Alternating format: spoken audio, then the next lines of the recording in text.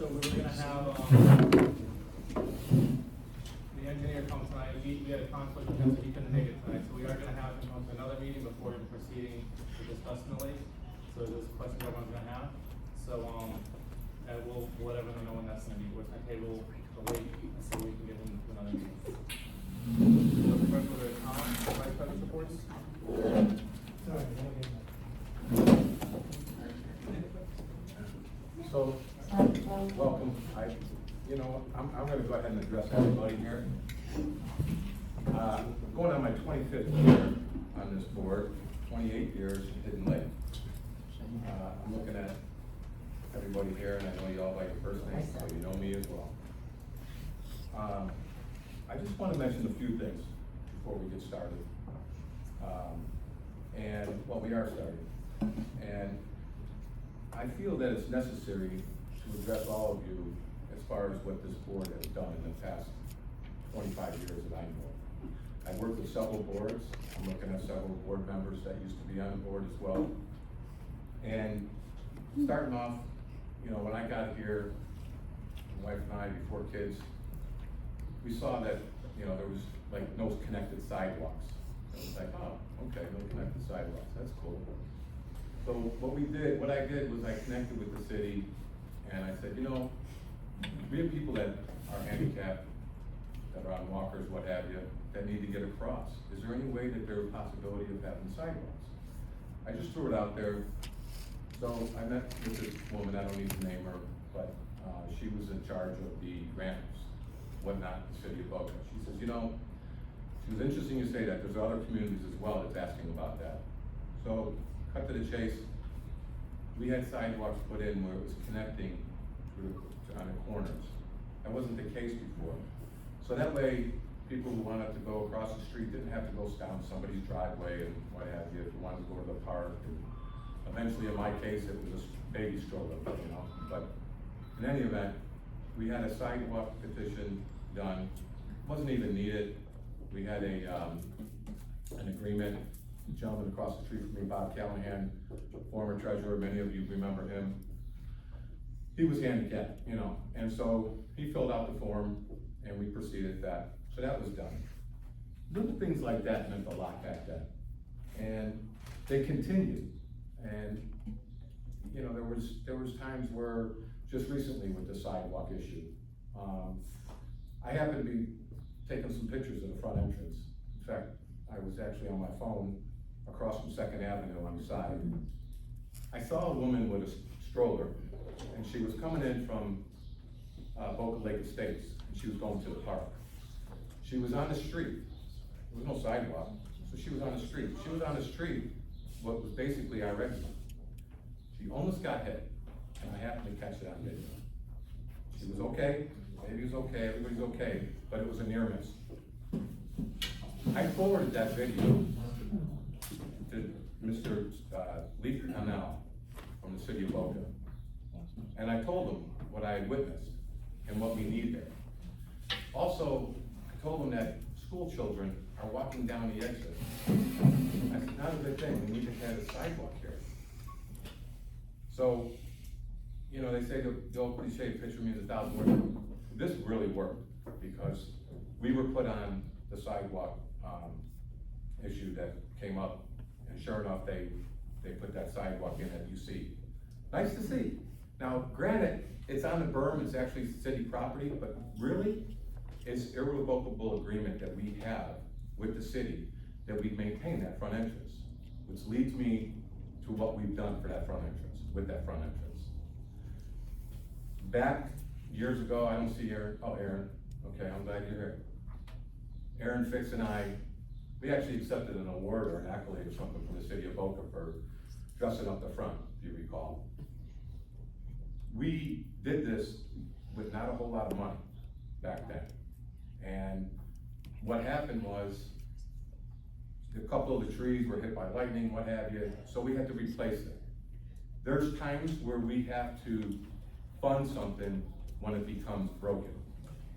And that's exactly what we did. Aaron and I worked with him. We basically, he was president one year, I was president one year. But we did it for several years. And we did a lot. And a lot of these boards, and a lot of these people here tonight did a lot. And we did it on our we made arrangements. We had meetings at our houses. And having that was just a gracious thing to do.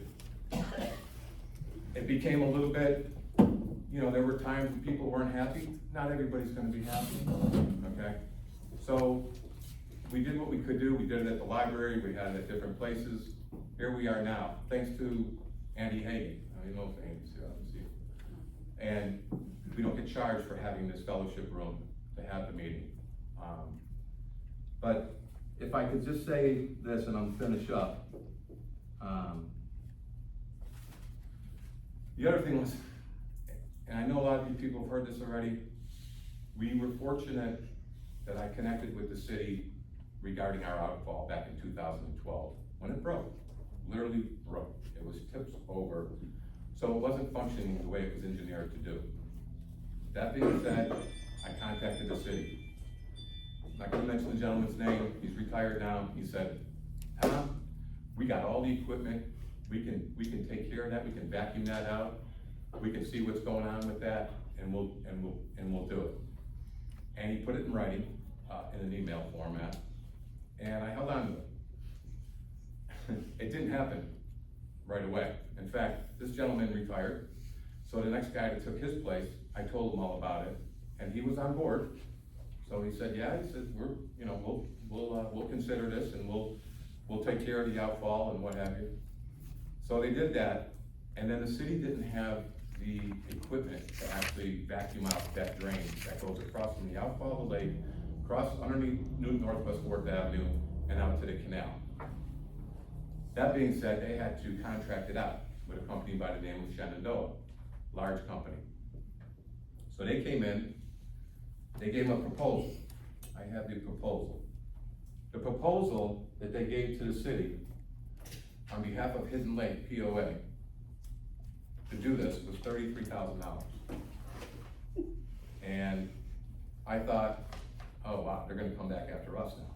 So I got with the board, and I'm like, I don't know if we're gonna, be able to handle this. We got $8,000 in the account.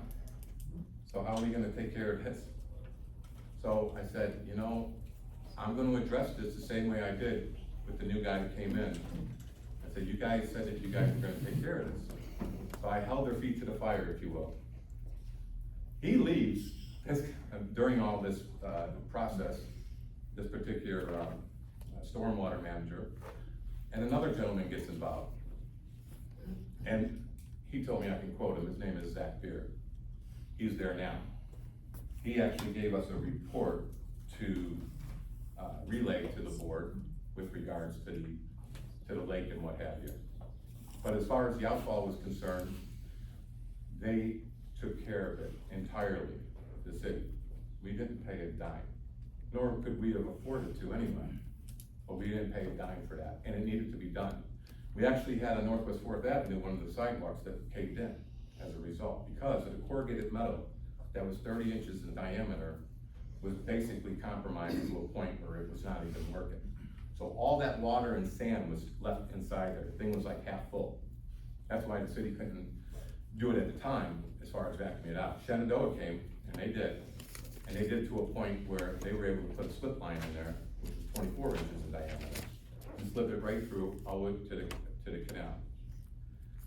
So it was a big job. I was working with or communicating with this guy, Anthony, who is now ironically the CEO of Shenandoah. At the time, he was the job supervisor. So I guess what I'm saying is this board, it's our volunteers. Wendy's not here, I see Diana here. They helped the whole front entrance. I saw them out there picking up garbage, on their off time. Who does that? Somebody that has a passion to volunteer for the community that they live in. And I feel that. And these guys, this guy here, Joe, I knew coming into this that I was passing the torch in a sense. I wanted him to be the lead. I've been doing this a long time. I used to be one of the youngest guys when I first started. But Joel, he was out there working, fixing sprinkler heads. We could have called an irrigation guy. We could have called an electrician. He's pretty handy, man. I mean, literally. He was out there doing this. And I saw that, and the two of us, we worked together. But I saw him on several occasions. I'm sure you guys have too. This is nothing new. And he's kind of humble about it because he doesn't say a lot of, you know what about it. So he does that, and it goes unknown. I wanted to make sure that was clear to people. There's so much more. I'm gonna tell you, there is so much more that we've done. I know you want me to wrap it up, and I will. But I will just say this, that for anybody to approach this board and say so much negative thoughts and negative behavior is so inappropriate and so wrong. And you can't help but take it personal in a way. You know why? Because I've been there and I've seen the way the boards have done what they've done. We're all volunteers. We are all volunteers. I got a list of receipts that I can provide to the board. Am I gonna do it? No. A couple bags of dirt that I put down underneath the fence, a couple pieces of sod. I'm a notary. I notarize several things for the board. I'm allowed to charge $15 if I want. I'm not gonna do that. It's not necessary. What we wanna do is to make sure that you guys are clear. I'm so glad to see so many people here tonight. And I know there's an underlining thing here going on, and we are addressing it. And the way it's gonna be addressed is slowly and surely. And if there's nothing that needs to be addressed at the end of the day, or the end of the month or whatever, then we move on from it, okay? There's no, I said I wasn't gonna get into it. We are not throwing any big assessment on any of you, period. I don't want it, no, we don't want it. But we want something to consider as a potential possible fix. And that's where we're at. Unfortunately, the engineer's not here today. Joe's already explained. There's a conflict or what have you, but he will be. He will be. And if there's anybody that has any questions about the engineer or anything regarding the lake with the lake bank stabilization or whatever, put it in writing, send it to the board. We'll get it. We'll address it. Okay? I think that's about it. Got long-winded. Are we paying the attorney for this too?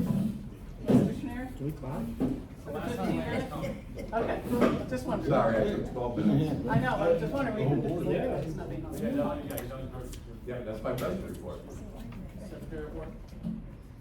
I just wanted to say that we've been collecting, in a sense, for the metal roof, and then they changed in the amendment. We've gotten so far, we've gotten 54 approvals. And we've been going door to door also, but also we send everybody emails with the points on them. I have extra forms here, if anyone wants to sign tonight. So far we've been. I'm sorry, you had 54 approvals for what? I couldn't hear. For the metal roof. For the metal roof. We need you to 73? Yes. 73. So we have $79,823.80 in our bank account. At this point, anyone who has any public requests, public comments to say, you have 3 minutes, and the floor is your guys. I have a question about the road. Okay. I got a portfolio I brought from the office with a variety of roof profiles.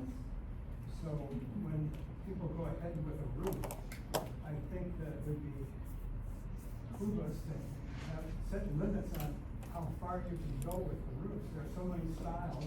Some of them are ugly, some of them, but they're cheap and they can do them. So I think we ought to look into that before we just go charging ahead. And we will also have to approve the type of roof, color roof, everything. It's not just gonna be. And the profile, the color. Yeah. Does everyone understand the amendment? What it would do is give your architectural review board the right to approve, not just approve metal roofs along with other roofs. That means if any of you wanna change your roof to the way it is, they can approve that, but also it would allow for, it's your vote, it would allow for the ability of the ARB to approve metal roofs under guidelines, which you're absolutely right in saying that, under guidelines which they would establish. So signing this petition, we don't know the guidelines yet. There's no guidelines in place. There are no guidelines as to exactly what, it's just a metal roof. But still have to go through, it, you know. So it's best we come up with the guidelines together. Well, first. Colors? Yeah. We'll still have to go through the.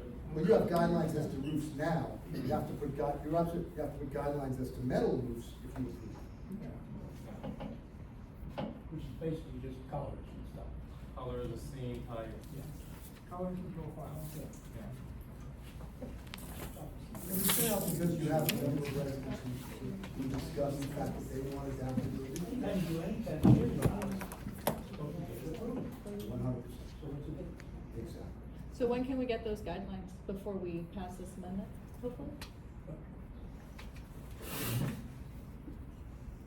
Again, the guidelines. We have to create the guidelines. Right now, We you have have to guidelines. create. Oh, we get to create You them, have, or you they have get to? guidelines. Yeah, we'll create them, and then You have guidelines as to colors of metal roofs and so forth. Hey, Joel, it may be helpful if you explain how the process works from Yeah.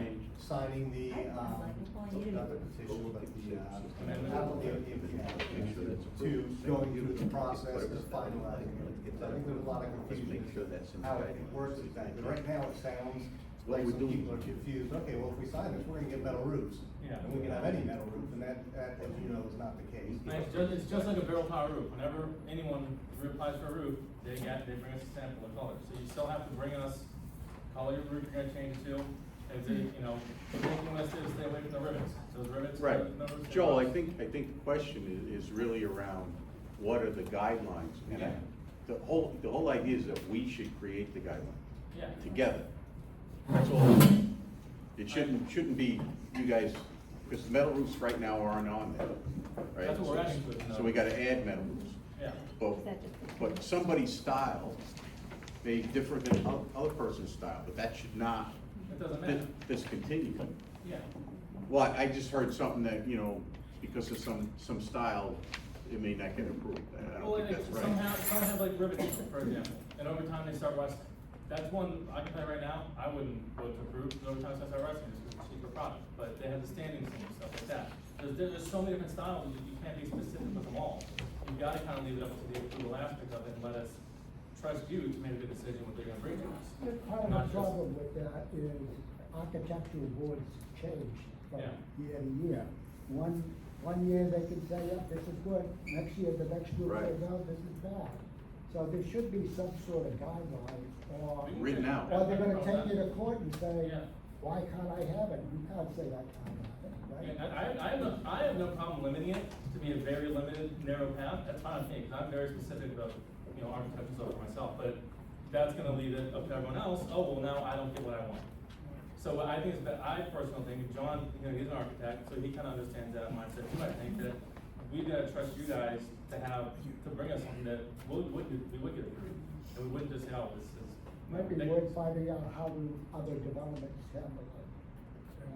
And I can answer that. If you get, understand what your documents say now.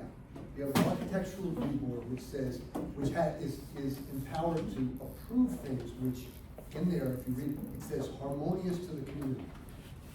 And by the way, when it comes to roofs, that's what you have right now. If you don't pass this, then you can't have metal roofs, but you can have roofs which they determine and you apply for, which are harmonious to the community.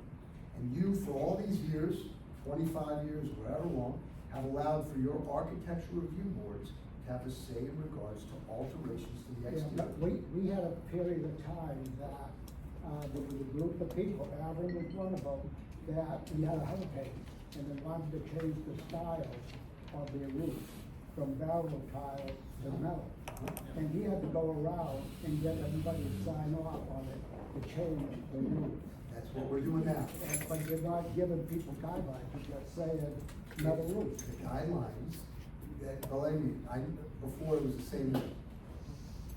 The guidelines are that you have an and by the way, you guys can vote no, okay? The guidelines are to change what you have in your documents, to add 3 words, metal roofs and metal roofs. The guidelines remain the same in regards to the Architectural Review Board, in regards to harmony to the community and a determination what's best for the community in style. You're right, everyone has a different style. But the Architectural Board determines what they believe to be harmonious to the community. That's what you do. They have, those are the guidelines. They can also, that Architectural Board can put together guidelines on roofs and everything else they want and make it very specific, to make it very easy for homeowners to apply. And maybe they'll do that, maybe you guys should consider that, the Architectural Review Board, putting together guidelines, which would make it very easy for people to look at, so when they apply to you, they know what you're gonna approve and what you like and so on. Okay? Post it on the website. Post it on the website. I can give you, someone mentioned other associations. In other associations, many of them have guidelines because when you deny something without guidelines, you open yourself up to selective enforcement and other areas. When you have guidelines, it makes it better. But knock wood, guys, we haven't had those issues yet, okay? So what we're doing right now is we've got inquiries from unit owners regarding metal roofs, so they put it out to the community for determination. And you guys can vote yes or no. Do we have a review board? Yes. Who is on that? The entire board's on it. The whole board? Yeah. We just put the whole board on it. That's how the husband. Yes, sir. But if you have Doesn't- guidelines, then you're able, if you follow that, then, and you're within the guidelines. They give paint color, everything from paint colors to everything else. Yes, sir. The current wording today for roofs, what is it? Does it say that no metal roofs? Yeah. It doesn't include metal roofs in it. It says that. Right now, it specifically. says, it's- right now, it's on residential the- buildings and additional alteration to exterior buildings shall be consistent in design and construction, including tile roofs, stone or stone coated steel, either tiled or shaker patterns, roofs or other metal roofs is what we're adding. Or some- Wait, understand, we're adding roofs or, so what it says is, it doesn't specifically prohibit, but it talks about tile roofs. So to make it clear, It specifically doesn't prohibit it it to, specifically does not I prohibit. got you. Right now, it says all other roof materials or finishes are prohibited, including but not limited to shingles, flat roofs, and asphalt. So those were prohibited, but tile. But it says all other, so that's the catch-all, Vague. which we wanna make it clear, and again, and make it specific, because if they approve a metal roof right now, and you look at that, you could have a question as to whether that was in violation of. Well, it says in the note, and standing steam metal roofs. I mean, I think there's some people in the neighborhood that have Yeah. metal roofs. Oh, I'm isn't sorry. there? Oh, you think yes? Yeah, we're taking it Let's out. go ahead. I'm sorry, I misspoke. Because right now it says there are no standing steam metal roofs allowed. Yes. Standing steam. So they have to take that out. We've taken out that. Yeah. But aren't there standing? Well, if you pass the amendment. I saw metal roofs. Does anybody have a metal roof? No. I have a stone coated steel. Yes, I This have is, seen guys, that. guys, Just leave it up to the city, the homeowner and the roofer For what? for the metal roof. Like, why is it so just leave it up to the city, both of them? Well, yeah, why The do you have to even approve homeowner it? and the roofer. Gotta be Listen, harmonious. Let me explain, guys, and the reason why is because you have a set of documents. You're an association, which this board and any board subsequent or in the future have to abide by.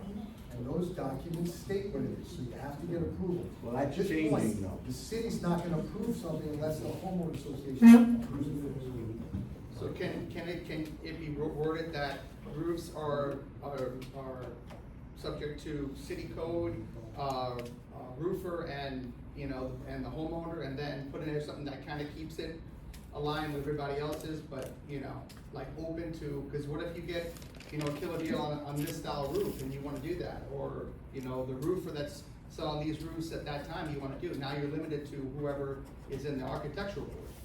I mean, if you Well, leave it I up to mean, the like, city. you have to go back to the whole neighborhood and change that amendment. Can't they just take that out when they add the metal roof, or No. revise it to say, No, an entire community has to vote on improvement, and that's the thing, this community, they're specific about what they want. You you ask anybody, that's the harmonious aspect of it. So we can't just throw verbiage in there. It's a given that there's a code that you have to abide by the city and permit, that's a given. But we can't just change words in this, we have to go all the way back around, change it again, have everyone approve this time. And you're approving, not them, the members. That's to make the change. Correct. But so like what he's suggesting, you'd have to create a whole new amendment and you'd have to go every person and, Essentially take out. Just for this minute, change it. yeah. Not that we should do it. I'm under the impression that when we get a new homeowner, we have a new rental person, that the person, the agent that put the deal together is obligated to give the buyer the complete rules of the association. 100%. There's actually a page in the back that says that they've given to, for police liability, they have to sign it. I walk around, I walk around the community, and I see violations of the grill, the water grill that goes to the lake. People are throwing stuff down there, it seems like dead leaves are not a problem, until you have 2 tons of it down there blocking the flow. That's part of the issue with maintenance that we got here. So where are we? We just had a count. We have, what? All right, Kathy's the last one on this. Kathy? Do you have the amendment form for those people who haven't signed up yet? Yes, we have some blank ones. Does Mr. anybody, Kathy said, or- if anybody needs it, raise your hand, and we'll make sure you get it. Yeah, Tom's gonna come knocking on your door. All right. Days are few and far between. So we're back to anyone has anything to say? You have 3 minutes now to address us, public request, anything. Yeah, I'm looking for some clarification. Joel spoke with you. The board never returned my email, so obviously it's my forum to speak. Joel, I had a conversation with you. You answered my phone call. You returned it after a while. You did return it. So we're gonna follow up on that, obviously, between you as well as Tom by name, just because I already had a conversation with the city. We filed a code enforcement violation report. I received a notice of violation. That violation, I had questioned because I wasn't quite sure what it was. Spoke with the city inspector, super nice guy, obviously both of you have a relationship with him. I spoke with him as well, he told me. He had told me from Tom, per his words, and the city report, Sunshine Law, that you had reported that I had buried an underground propane tank in my yard. As the city inspector came to my house, I said, please, I will be waiting for you. Please walk around, please look at the generator I have. Here's the cords for it, not even hooked up. So, do you guys have anything you wanna say about that? Yeah, we that under the cease and desist as well.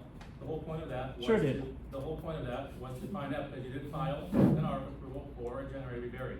Well, you know that because I didn't hear it. It's my turn, you're done, okay? I'm not done. Yes, you are. You're done. That's not. Let's just. I had that conversation, and there's a generator in my yard, there's a fence in there. Where did this come from? We never approved the generator, we never approved the fence in my yard. So I'm like, I was out of town, I called Tom, I said, can you just find out if a permit was pulled for this? Here's the reason why. And with this, you're still gonna get a violation letter from us, regardless, because you never provided an ARP approval form for this. Yes, we did. No, you did not. You signed it. For a propane tank, I have a screenshot of it. It says propane tank and generator, and it Okay. even says that on your it says it on your minutes, because Justin was here. He said that he was going to. Pull get up the it, and mu- He said specifically that if he does, Okay. it has to be approved by us, was replaced. Okay, Okay, and there's not then, one generator in the neighborhood. then the Placed in minutes one. were amended to say, not the form, I'm telling you to pull up the minutes, it says No, Hunter it's the form House, that we approved. generator and propane tank on the meeting minutes. I have it, we can pull it up on the email, and regardless, there's no generator installed. We But have it's one placed sitting there, It's placed there, it's sitting there, so you're storing a generator in your front yard. And with it's- a fence. it's behind a I privacy get off this screen. board sometimes, just so I can speak my mind to you, because I'll be complaining and Larry's telling me if I can stop, please. Please don't do. Because I find it disrespectful, you guys can just come in here and do what you wanna do, and not have to ask us, like, everyone else abides by these bylaws, and it drives me bonkers. That you guys Joe. come in, no, I'm dead serious. Why couldn't you guys call me? You have his Because number, our you have our company emails. simply say that we will address it here and we will send a notice. You didn't address it It's- before calling code enforcement. Because we were calling to see if there was a permit, because if there was no permit, But which you there could've wasn't, called which first. there wasn't, And then you were wrong. we would give you the information with that violation that. But why wouldn't you not call once, us and say, hey, Period. did It's you get a done. permit? Hey, There's- is that Bottom line, generator hooked there's up? nothing there, you guys filed a code report, and it got closed out because the guy was incorrect. Okay, and that's fine, but there's still a violation for the neighborhood. The That whole- could have been we handled never with a gave you simple approval to phone place call. a generator in your front Where's- yard, where's your and then a privacy fence up front. It could have been handled We with a set simple phone it call. specifically says, And it says propane tank for future use. Okay, architectural review submissions. This is from your meeting minutes. Justin Hunter, 7110 Northwest 4th Ave, submission for generator and 500 lab propane tank. And then On the- your there's a own little- minutes. And the location is not on there. And I can show you the ARC approval, and the ARC And- approval form says okay. propane tank. Part that he didn't tell It says you. propane We're tank not- for future use, that's all it says. on there. Exactly. So There's we no haven't, location use. so You can't just it's store up a to generator this, in your front yard. it's up to the city where the generator goes. It's not up to us. It's up to us. That's an improvement or addition to your home. You literally, I would like to see the raise of hands of who, Can I ask a question? Yes. Where are you planning on putting it then? we aren't putting a generator in anymore because it's $15,000 to Very install a tight. propane tank. Okay. We got the generator after his father passed and we had to uninstall it from his father's house if we're gonna sit here and tell sob stories. We're like, yay, a free generator, this will be great. We got the generator, we put it in the front because that's where we were gonna put the tank, and the board did not tell anywhere, does it say anywhere in our bylaws, we cannot put a generator in the front of the house?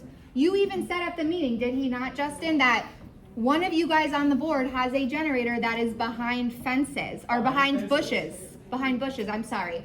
And there's nothing wrong with a generator sitting installed behind a privacy fence that goes staked in. It's not attached to our house, and that is not something that needs to get approved by the board, not a fence. No, it's not. You it guys specifically says in our We all covenant, have to any get our addition fences or approved. improvement to your home That must are- be harmonious and be approved by the board. okay, and it You was, wanna- If you can find one generator in the front of a home, they're Or all, a fence that wasn't approved. We all have fences, they all have to be approved. the fence, Privacy and the fence, fire fence fence. too, if you it's don't not have a the lines- fence. It is literally something in a stake.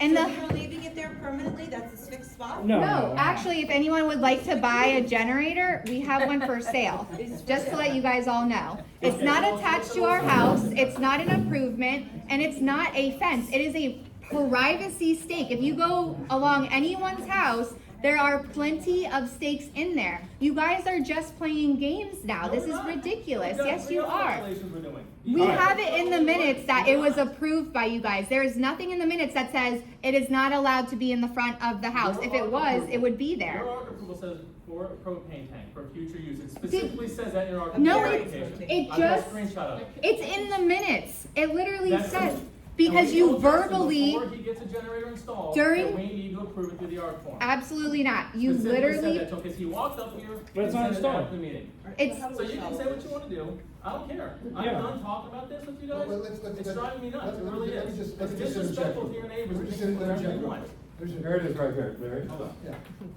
No structure or improvement shall be commenced, erected, placed, or maintained upon any land in Hidden Lake, nor shall any addition or a change to or alteration of any structure or improvement be made until all plans, specifications, and locations of same shall have been submitted and approved in writing by the board of directors of the association. So- Wait. you guys lost this Okay, lawsuit wait, about wait, the rocks. wait, This is wait, ridiculous. wait. They're not disputing that. They applied, okay? They filled an application out. The question here and the statement by Mr. Hunt, right? That's correct. Okay, but was, guys, let me speak, was, it could have been handled differently, right? Yeah. Okay, the end of the day, I understand that, however, what I will tell you, okay? Yeah. Everything can be handled always differently, but let me tell you, in this case, because you sent your letter to me also. Correct. So I reviewed it and okay? I didn't get a reply. Okay. That's but why I I'm have gonna to tell you- bring it. but I'm gonna tell you from my point of view. Okay. And then they determined that there was an improvement to the front yard of your area, simply because you had put that there. They're not gonna go on your property and look to see if it's connected, and look to see and do that, because that would be not appropriate. And you'd be sitting here saying that should be in, and you'd be right. Instead, what they did was they wanted to determine whether a permit was pulled for that, and you were putting that in. In that discussion, it went further, it went to a code violation issue. That was not what I think you meant. It's right here. Here's Okay? your application you gave to us. But to that end, when that propane tank was delivered and put in the front yard and put there, in my view. What propane? I'm not the propane tank, the generator. Okay. You should have said, hey, I'm not plugging this in, it's going in the front yard, it looks like it's a generator there, and generator can only work with the tank underneath. Yeah, if it's hooked up. So they were inquiring. Okay, it's closed out. Inquiring? It's done. Well, inquiring through the city. They have our number. They have our email. Our covenants, and this, every violation we send out, we do the same exact way. No, I've been to a couple of meetings, and I will tell you that respectfully, and you have every right to, you are adversarial to this board in many situations. For them to then call you and become adversarial with you might be might be a difficult situation. I'm not adversarial for speaking out and calling them out when they're not telling the truth. I got it right here in my hand. Tiff, can you please go show them the meeting minutes? I don't want to be adversarial, especially because, are you guys tired to be here today? Okay. No mention of generator anywhere. That's what we signed and approved. Period. No offense or buts. This is the Okay, application and right Justin here. said, yes, there's gonna be a generator, and you There's not verbally one on agreed here. to the, okay, We never there's, approved it. the, Here's the application. you approved it in the meeting minutes. This is insane. That's in the approved And we minutes. and we told him, if you put a generator in, you have to put an application in. It does not say that in the minutes. It literally says generator and 500-gallon propane tank. Regardless, it's not there. We've done nothing there. wrong. It's, sitting right in front of your yard. it's not installed. Do you wanna buy it? So it's either It'll be. a bunch of wires exposed. Can I make a suggestion? Can you take these arguments and put them off until we get to the meeting? We were told we have to speak now. So open forum. We're gonna We've close got a lot more the things public to talk request right now. about than you There's a lot of people here, whose time is being wasted now. So, I'm gonna just mention this to both of you. We're gonna No, close- wait, hold on, let me just say something, because an anonymous neighbor, I'm not gonna mention her or his name, on three different ones, on three different occasions, contacted me because they know me, and they said, what's up with the house with all that garbage out in front and all that wood and debris and everything out there hanging out there? You know what I told them? I said, you know what? They're just moving in. I said, they're just moving in. I said, you know what? They got some stuff, they're gonna get rid of it. It's gonna be all right. Alright. We're gonna close this. And as soon as we were moving in, for the record to show, our lives had to completely stop because his dad passed away suddenly. And we literally were in between his house, our old house, our new house, and then now having to deal with one of the greatest and hardest times of our lives. And by the way, Buckley told us, Tom, you called code enforcement on us at that. My dad had to have a conversation with him because I was so upset. So this isn't a new thing you guys are doing. It's been a pattern of stuff. And if someone just called us, Joel, you and Justin have a mutual friend. You know that I'm not hostile towards you. You know Justin isn't. You guys have talked before. You have a long-standing relationship. Just because I speak out, towards you guys and disagree with some of the things you say or the way you spin things does not make me hostile. I'm just advocating for my rights as a homeowner, and that is it. And all we're asking you to do is follow the covenants and bylaws like everyone else And does. we are Period. following them to Because you a asked T. for permission to put a generator in front of Yes, it's in the meeting minutes that you guys Alright, we're gonna approved. close this for a couple of minutes. We're gonna open back up. There's two officers here for crime for us. They have a very short time. We're gonna keep them on the Officer Glass, right? Hey, how you doing? Thank you for coming. It's just, we were hoping that maybe we can relay some information on crime prevention, soliciting, and other stuff. Thank you.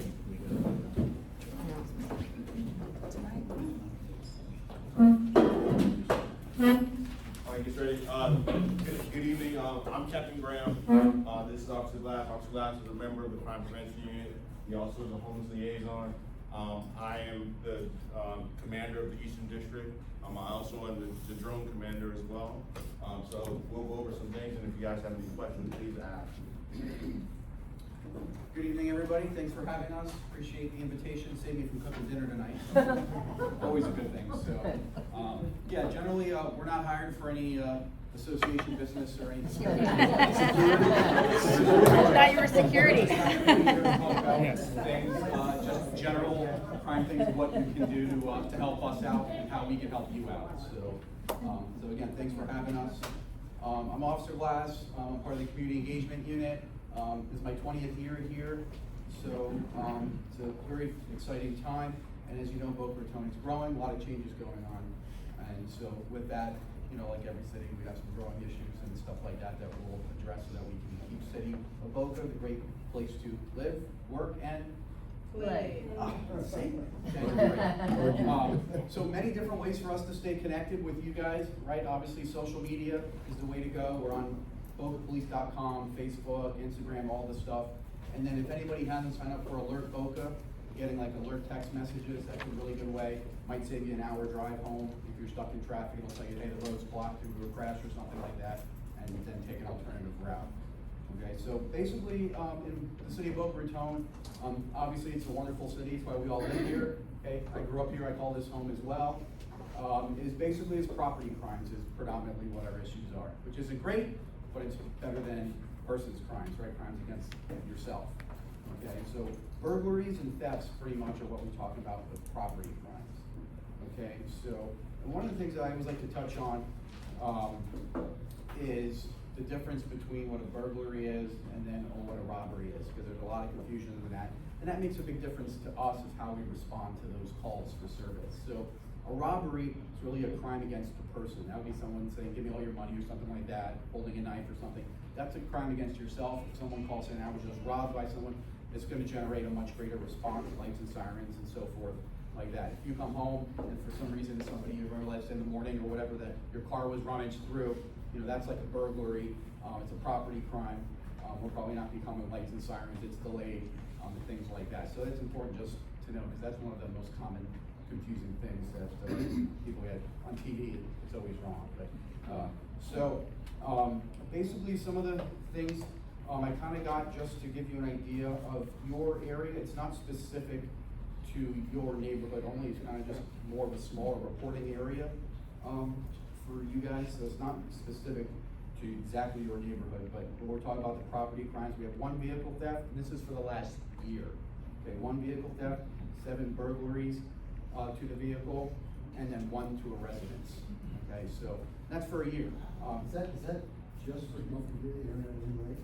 It's in the close proximity. It's not specific to your. Probably. Yeah, we don't have it near that. It's just we have different reports. So I'm sure yours is probably 0. It's probably No.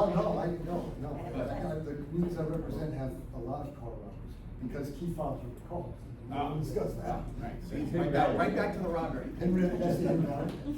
Hidden Valley's with us, right? Yeah, kind of in that general area. Okay. So, one of the things that we want to do, right, is kind of the science behind crime. It is known as a crime triangle. Okay, and it's kind of consists of 3 elements. Right, basically they're saying all these 3 elements have to be there for a crime to occur. One is the desire, right? And so that's someone's desire. Odds are the guy's not calling and saying, really, should I break into that car? And we're probably going to change his mind, right? So we're not going to be able to affect someone's desire to come to Boca Raton, a beautiful area, nice things, and want to take something for themselves, right? The other thing is the target, okay? Again, the target is the criminal find a way to commit crimes even if they are far away. Okay, that is true, right? A lot of times we hear about fraud in these phone scams, okay? So if you've got some vulnerable neighbors, maybe susceptible, check in with them. Okay, we get a lot of these calls, you know, something happened to a loved one, your grandchild's, you know, bail them out of jail with Apple gift cards.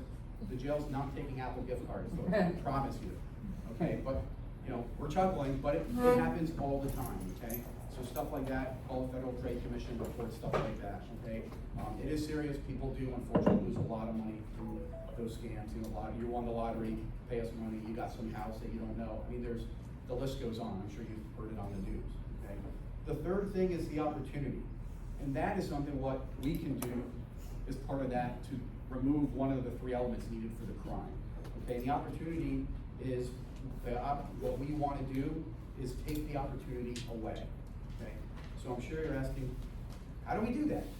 Anybody know? Lock your doors. Ah, perfect. There'll be no tests at the end, don't worry about it. Listen up, no tests. All right, so, right, obviously, lock your door, like you said, number one. Right, we want you to be vigilant, right? Although we're patrolling constantly, okay, we have marked units, we have unmarked units, so a lot of times people say, I don't see you, where is everyone? Well, sometimes we're in marked units, sometimes we're in unmarked units, and we've got a lot of crime intelligence. We know what areas are being targeted, what times, what days. So we're gonna focus efforts based on the crime trends that we see. We got a real-time command center, we have monitors of cameras around that are being monitored, license plate readers, there's a lot of intelligence-led policing going on now. And so, although you hear about when something bad happens, you also, unfortunately, most of the time, which is good, but you don't hear about the 30 cars that basically we turned away and they didn't break into a car or a home here. Because that's not gonna be blasted that we, that someone ran away and we prevented a crime, right? So that happens all the time as well, okay? So we need you to be vigilant, because even if I'm patrolling through there, right, I don't know that you are gonna be out of town. I don't always know what your car may be, but your neighbor, you might say, hey, it's summer, it's getting hot, I'm going back up north. The officer's probably not gonna know that. But if your neighbor knows that and sees someone they've never seen and you told them nobody's gonna be at my house, they can call, right? And so we need your help, because you guys are the eyes and ears. You're out walking your dogs, you're out and about, you know what's going on in your community, okay? So, again, locking your doors, like someone said, it sounds easy, but we get a lot of unlocked cars. Okay, most crimes occur, especially breaking into the vehicles or the stealing of a vehicle, is because someone left their door unlocked and they also were generous enough to leave the key fob in the car for them. Okay? Yeah, I mean, it happens all too often. So that's where we ask for a little bit of your help. We want to help, but don't make it too easy. Okay, help us out. Make sure, just take your key fob. Especially most of these high-end cars, they know that you left the door unlocked and the key fob in the car. How do they know? Anybody? Side view mirror. The mirrors, perfect. They see a nice high-end car with the mirrors out, oh, that's ready for me. It's like a big blinking invitation, okay? Right, removing your valuables, okay? Even if you're going and if you're going into the gym, and you're a female and you don't take a purse out of the car, they're assuming it's in there. You leave your Louis Vuitton just because I'm just running in to get my coffee. The average time for someone to smash a window and take a purse or something like that, 4 seconds, okay? By the time you walk in and say good morning, your Louis Vuitton is gone, okay? So please, don't have a false sense of security, okay? Although obviously it's a very safe area, we need to keep doing our part to make sure that we keep the crime down, okay? Even if you do live in gated communities, they're also susceptible. People can be coming in various ways as well, okay? So it's not a one size fits all. Everyone needs to be vigilant and do their part, okay? The other thing I want to touch on is that if you happen to call 911 and you report that suspicious activity, hey, my neighbor's out of town and told me nobody's going to be there, and someone I've never seen just pulled up and is taken out the living room, right? So that's a good call, okay? They're going to ask, make sure you know the address, any descriptions you can. If you just say it's a white Bentley, it's Boca Raton, everyone's driving a Bentley, right? I'm gonna get on the road, I'm gonna see 15 white Bentleys driving out, it never fails. Only ladder. So, maybe something specific, right? Oh, it has a little window sticker, it's got diamonds in the rim, something that would be specific maybe to that vehicle, that would be easier for us to identify the vehicle as we're responding. The dispatchers are gonna keep asking you a bunch of questions. Okay, it doesn't mean that help is not on the way. There's two different people. There's the people that take the call, and then there's another person who's dispatching us. And they're getting the information through the computer system. So as soon as you're saying it, it's going to them and where it's getting relayed to us. So it's not delaying a response at all. The more information we have as we're responding there, it's gonna help us to know where we need to set up, what we're looking for, and that's gonna definitely help us. And then again, what level of response, okay? So that's very important. If you see something, say something, right? Everyone has a sense of, ooh, something isn't right, and then most of the time we ignore it. If your hair's standing up in the back of your neck, call. Okay, we have a non-emergency number. I'll give it to you now. I can give it to you again later. 561-368-6201. I don't see anyone taking notes. Say it again. Can you say one more time? We already have that number. All right, so you guys know, right? So if you think that it's a bother, it's not a bother, okay? We're here, we're working, okay, we're spread out throughout the city, so we have a quick response time. we're very happy to respond out and realize that, oh, it happened to be nothing, and we just go back and have our coffee. It's not a problem, okay? So please call us anytime. We're there 24/7. It's not a bother. We prefer to get the call and it be nothing than say, oh, I should have called, and now your neighbor's missing, you know, again, their living room. Okay, so that's something that's very, very important. Okay. Can you repeat that number again? Yes, thank you. Here, I can give it to you out of my phone. 368-6201. Okay, the only difference, so you guys know, calling 911 or that number, is if there only happens to be one call taker, they're gonna answer the 911 first. But besides that, it's absolutely the same. They're gonna get the same thing, it's gonna be recorded, it's exactly the same, it's gonna get to us the same way. It would just be if for some reason we can't answer 2 phone calls, we're gonna prioritize the 911 Can I call. ask one more question? Of course, that's what I'm here for. The non-emergency number that I have is 338-1234. Great, yeah, that's our front desk records, so you'll get a voicemail or something saying, thanks, call me back tomorrow. Okay. We won't be responding if you call that Got number, it. so please call the other, that's our non-emergency number, but that's our front Okay, desk record 620. number, yes. Got So Boca Raton, one of the beautiful cities of a full-service police agency that your beautiful taxpayers pay for, is we offer many free services to you, this being one of them, see? Also, they provide a free security assessment, and that could be done depending on what it is for a community, or it could be done for your single-family home if you want to have one of our crime prevention practitioners. They come out, they do a walk around, they'll talk about your locks, they'll talk about your lights, they'll talk about your cameras, all of those things. It's a confidential report for you, and it's completely free, okay? So, it's very, very good service. I suggest that you do it. It's usually gonna be Officer Jenny will come out and meet with you. So that's something, to do. Now, be on the lookout. Finally, we're coming back from our many years of shutting down and not being able to have contact with the public with COVID and all that stuff. So we're back up and running. Go on our website. We have a lot of programs. A women's RAD, it's called Women's Self-Defense class. It's extremely popular. I think there's about a couple thousand people waiting now already. I mean, it's like, we're getting more officers trained on it. We're gonna be putting more and more different classes on. Citizens Police Academy. So go on, there's a lot of different programs out there that you guys may find of interest to you. The other thing is that we offer another free service to city residents is car seat inspections. We check your car seats. The stat says it's 7 out of 10. I've been doing this car seats for I think about 12 years. I think it's about 10 out of 10 for me. Not usually anything major, but there usually is something that isn't actually correct on it. So there's so many different ones. It can be a little confusing. You know, we get a lot of people say, my grandkids are coming in, we need a car seat. We'll help you with that. Our goal is to actually teach you how to do it, not install it for you. Why do you say, why don't you just do it for me? Well, of course, liability. That's why you signed it. You touched it last. But most importantly is we're not always going to be there. We're not doing roadside service. So if for some reason your car breaks down, we're not going to come out there and say, oh, transfer it to your new rental car, right? So, well, I mean, that definitely happens. So, but again, that's something that we offer. It's really another great service. They do it at the fire station? They used to, they do not. Currently, right now for the city, we're handling all the car seats. Yeah. Yeah, we have it at our community engagement, has an office by the Nordstrom 2nd floor parking garage. So you pull up there, you get your car seat installed, and you get your husband to buy you a bag and the shoes. Does anybody have any questions? Yes. Can you address, in East Boca, which this community is in, we have an issue regarding bikers and kids on bikes and driving. And I know that Memorial Day, from my numerous meetings, Memorial Day is like a big day for them starting in Memorial.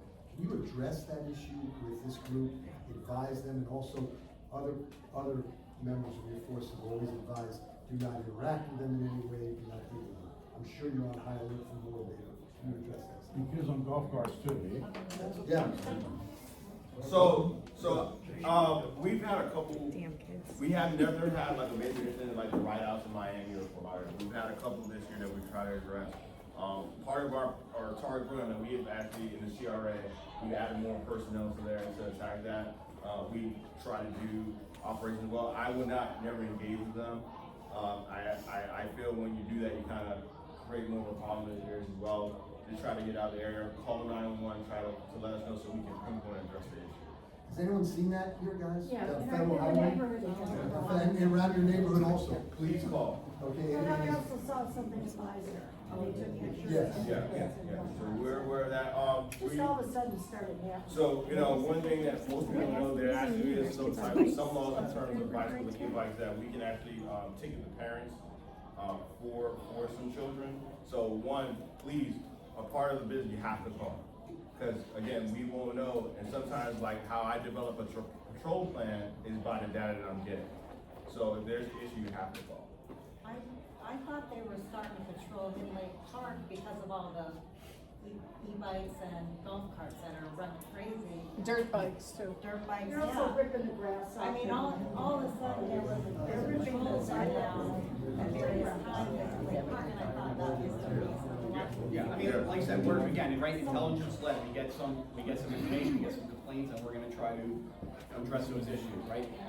We try to do the best we can, right, we're not gonna be chasing someone on the motorcycles, right, a lot of times, they're doing the same thing to us, folks, they're gonna sit there, they have their cameras, they're gonna give you a one finger wave, and try to see if we're gonna engage with them. We're not, unfortunately, I call it self-correcting, you're only gonna be around making bad decisions for so long until we're gonna be sweeping you up. What's the law on the e-bikes and the pocket wheelies and they're going down? Yeah, I mean, it's reckless driving, if it doesn't have pedals, it's not a bicycle, right, it becomes a vehicle, so it's all. Do they need a license or? Yeah, I mean, it would be a vehicle, it would have to be registered and so forth, if it doesn't have, if it's not classified as a bicycle. Yeah, depends on the CC. Right, you can't be in the road. You got electric bikes, they go quick. Right. So it depends, once time you have to do research on that particular model to find out where it's categorized. Like anything that's new, right, the electric vehicles and these bikes and stuff is becoming new, and then obviously the laws and enforcement and different things, have to catch up to. They impound them at all? So, I mean, we'll go out there, again, it's like a traffic stop, so if we're out there and we're able to stop them, or if they stop, I haven't seen one stop for me yet, but, You can't chase. we're not gonna chase them, but, right, I mean, we like to use our heads, and we have other methods and ways of, again, we patrol marked and unmarked, and, we're gonna try to do our best, and again, usually, once the word gets out, we had a big uprise in Meisner, again, we were able to get a couple stops, parents got phone calls and tickets, and, usually it's as soon as you start hitting somebody's wallet, it takes down. But like everything, it's gonna go in waves, as the summer comes and there's more time on their hands, it probably will increase, so, but we're definitely well aware of it, and, we're trying our best to address that difficult situation for sure.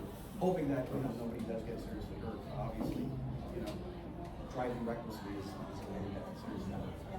Yes, sir. So what about complaints on, regular automobiles speeding, and driving recklessly? Sometimes Country Club Boulevard turns into a drag strip, where you have 3 or 4 trauma runs, one after the other. Yeah, we do There have a and traffic Yamada cop. too, I'm asking, if we call in and make complaints, make you aware of situations, does that change your plan? Sure, Your yeah, patrol because plan? if we make complaints, then we adjust. I mean, I know you can't do anything about it when I make a call, but if you get enough calls saying this, Yeah. does that affect your plan? Yeah, either my division will do it, or I might forward it to the traffic division. Okay, so it's worthwhile for us to say, Yeah. this guy's out crazy, he's been doing it for. Yeah. No, guys, listen, right, we're here to work together, right? It's a partnership, because I get complaints all the time, I think I've got it from the city homeless liaison officer, so I deal with all of our homeless issues throughout the city, and, we get a complaint, there's this ongoing problem, it's all the time, and then what I do, right, the first thing I do is I go into our computer, and we have no calls for service, not once. And it's like, if it's such a great problem, like, why don't we have calls for service? So, right, that helps, right? If we know that it's an ongoing problem and multiple people are calling about it, we're gonna dedicate the resources to make sure we can address those issues. So yes, it's definitely important to call, let us know. Again, it's not a bother. We need to be able to know what's going on. You guys are out there, right? City of Boca Raton is roughly 100,000, if not growing by the minute. It probably just went to 101,000 as I'm talking to you.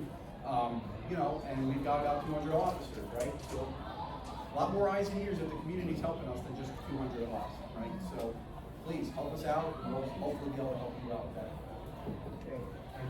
Thank you. That's it, you guys made it so easy on me.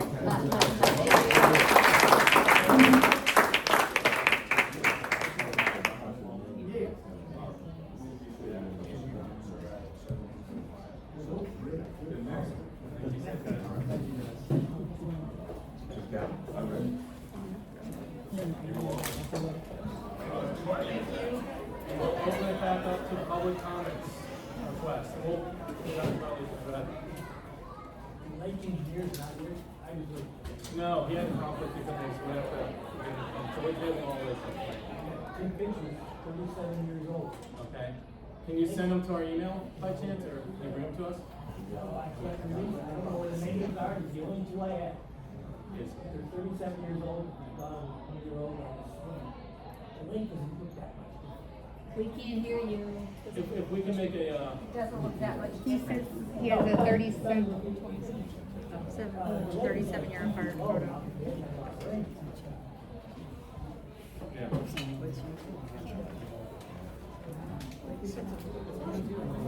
He has two pictures of 37 years old. He was like, that doesn't look that different. So.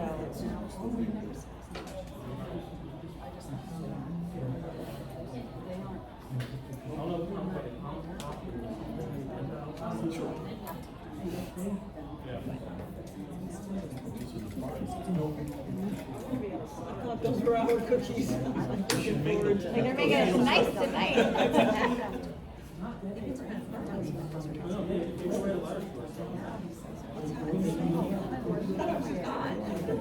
It's like graduations and.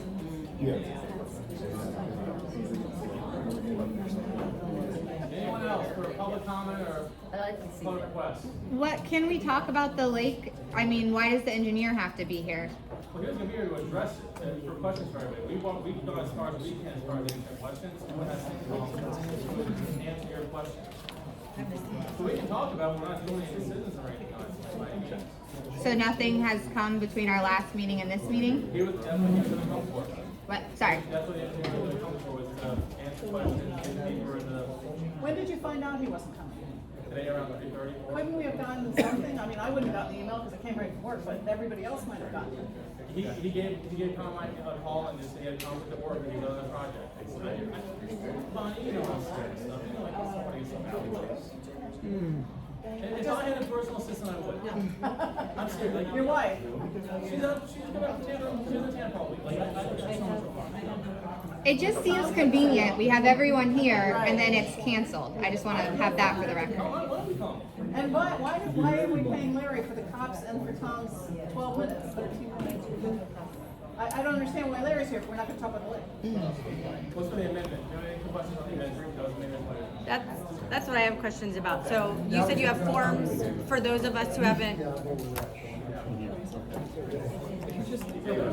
Hey, just so you're aware, guys, we got enough mountain noise outside, so let's just try, okay? Just so you know, as regards to me, I said I'd be here an hour, I'm not charging you.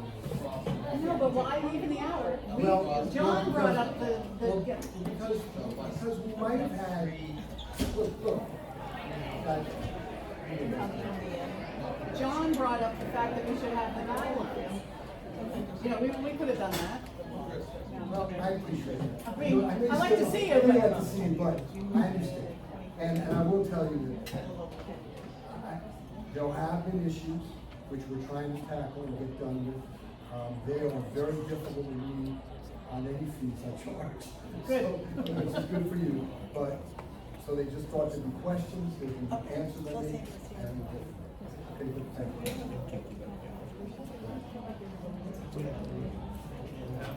Is there So no back- public request? Excuse me. No, you Amber? first go. No, back to the roof. I just want to fill out the paperwork We're and trying to get be it on my done as way. soon as possible. No, but did you It's up say there. that, so I would need a sign that I also agree, yeah, that I agree with. She needs the paper to sign. Yeah. Kathy, you want to sign? Your picture? Well, I guess that's what came down to.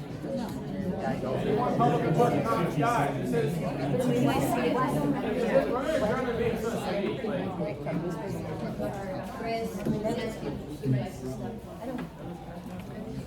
All right, you know what, last couple of requests, 5. Just wondering why we had the security guy tonight, we had so much to discuss, and we only found out at 3:30. I had no clue security guy until Tom got it, I had no clue that at all. Jeez. Why the things we have to talk about We were tonight, we lucky, didn't know. he's Officer Jenny's backup. I know, but why do we need it tonight? What? Why did Jenny? Do we have an update on the canal?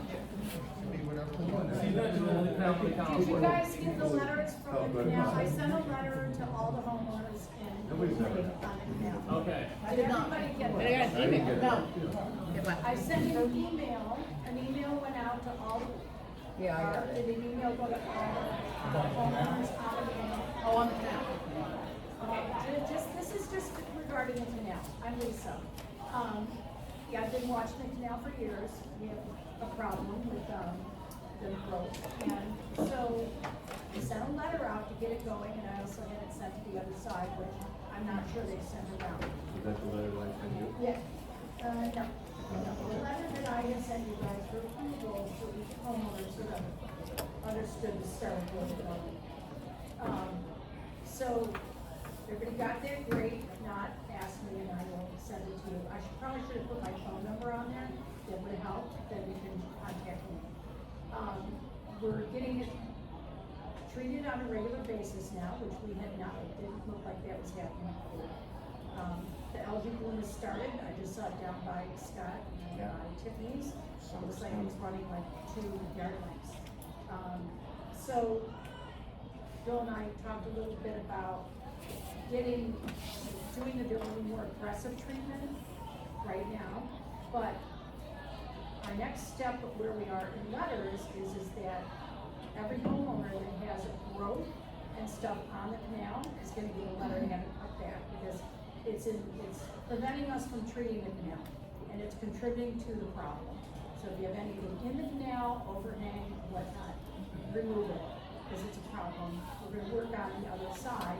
Hopefully letters will go out there to each homeowner, because you know that Mr. has somebody across from her that has had, stuff hanging down for years. So we're gonna get nowhere unless we work together. It's gonna be a chronic problem, and so unless we work together, I sort of laid out what we need to do is stop people from blowing in the canal, don't cut in the canal, don't edge in the canal, cut everything back, because that's contributing to the problem. We've got weed treatment, fertilizer, all that drains in there, and it creates a big problem. How often is it being treated? Once a month, right now. And so I'm in contact with Scott if I need to be, but they treat it. I think we're in better shape, we're going into the summer in better shape than we were, because Not but today. it's still, no, I know, it's terrible. I mean, it's a chronic problem. So I think that we should maybe address trying to do that aggressive treatment before summer, and everybody cut back from our side, and start our side, and then continue with the other side. So, but a little bit of an aggressive letter will go out to everybody that has stuff on the canal. Suggestion, please? Yes. Okay, what you're talking about, you just sent that to canal people. Canal Well, homeowners, but because it doesn't. this is a budgetary impact to all of us. It could get worse, much worse, is what I'm saying. Right, So, well, oh no, if it has gotten a lot worse. So if you send that information out to the whole association, We could do that, I we mean, I would was just be trying aware to. that the problem is Right. developing, and, know what's coming up down the road. Okay, I mean, if we can, just to know that, you know, that our eye is on it. Yeah. But I think it needs some. But I'm gonna add my phone number to it, and my email address, you can contact me, I don't mind getting contacted directly. I've certainly complained for many years, it's a problem, it's my home, it's like. But I think it's important that you guys do the preventative maintenance, not Well, throwing stuff into the canal. You get more aggressively, but the thing is, nobody really cares, that's the problem. is Well, it's- I care because I don't live on a canal all the place and I have to pay for it. So I'd like you guys to do the best you can to prevent it from being poisoned. We don't want, well, poison going into the water and then going into the ground and poisoning everything else. Yeah, I was gonna say, is the aggressive treatment gonna hurt, No, nothing that is aggressive will hurt, it's all. Except the letter. He said it was gonna be a little aggressive. Well, the letter will be a little aggressive, because, we need to do this. It's not like something, I know I got a letter that I got a copy of one I probably got years ago, and it's like, okay, I'll cut everything off, and I cut the trees back, and. I got a question. And you know that heavy, Is there another system where they can maybe just go through there with a boat and kind of clean the algae out of there like every couple of weeks or 3 weeks? The summertime is gonna get really bad. when that water gets hot and the algae. There is a company responding. That's something that Lisa and I were gonna help Solitude out. I mean, I'm a Okay, stranger just with my for the horse fish and trainer the safety over of Christmas time so to much get that chemicals. stuff out, because it's still You know, so bad. that algae bloom is like causing heavy phosphates and the herbicides and And the sun, right, that's what pesticides And the sun. from the yard. And Like, the sun. that's just, it blows that stuff up like so fast. Right, That's but your- what it is this, Light goes out. what's happened is everything that goes into the canal sinks. And what sinks creates this algae bloom, you know, and it's everything that's involved with that, so it triggers everything, and with the warm weather, and it just, it blows it up. So, The message is stop dumping in the canal. That's the message. but the, you know, if you say it to a guy that's blowing across the canal, please don't, it doesn't matter. The landscapers continue to, like, we stopped 6 feet back. Well, then you fire My house- landscapers and you fire a new one, if it's the landscapers, I mean, that has to happen because. It has to happen, but I mean, if each home has to be proactive. You know, there's renters, there's people that don't care, there's people that are not home, you know, and then all of a sudden the stuff clumped up in front of their house and it becomes a problem. It's Because of the boom. It's been a problem for years, especially down on Tiffany Scott's. But it's because of the boom. Once the boom was installed, it's backed become up. an issue. And Why because was the the boom wind installed? tends to blow that way. Please ask for it. Why was the boom installed? What's that? There was a boom or some sort I of thought they were damage? gonna take it out. The They boom's did there for for like- good. And then they put it back. Lakewood Drainage, we're a private Summer's canal. coming. So the canal is private and it's maintained between both neighborhoods. So both Lake Estates and Hidden Lake both share the expense of maintaining it. We care, they don't care. Maybe 1 or 2 people might care, but they're not even aware. So it just depends on if you even can see the canal from your house. Some people are like, oh, I thought that's what it was supposed to look like, but that's not true. Because years ago it was a clear canal, and now it's, you know, it's just sitting. So why don't we just give it to the city? Yeah. Alright. I don't know, I don't think we can, it's not cities, Lakewood Drainage is county. I think Last it's a one, state. Kathy. I think it's a state. Does anybody have any questions I or want- any of, you yeah. know? Lisa, I do. When did Solitude, since you took over, when did Solitude start doing it monthly? Because when Tiff and I got the audit, and this is before you took over, the canal stuff, but how long has, what's his name from Solitude been treating monthly? Tom? Canal. I mean, I could. Since I started, Well, no, it used to because be. what you it used to be gave me called was not aquatic monthly. systems. Yeah. And aquatic systems were treated, and that's what we paid for, $264 a month. And what they did is they did both sides of the canal.